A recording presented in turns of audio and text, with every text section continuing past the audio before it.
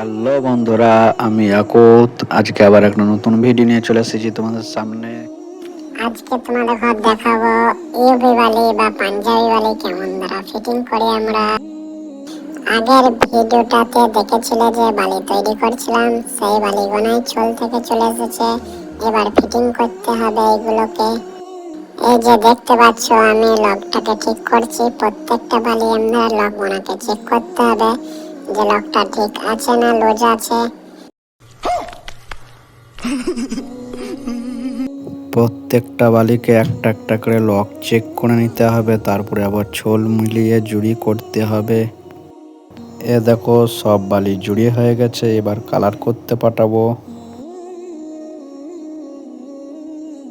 আর হয়ে চলে এসেছে, কত সুন্দর লাগছে। এখানে বালির ওজন আছে 2 থেকে 5 গ্রাম।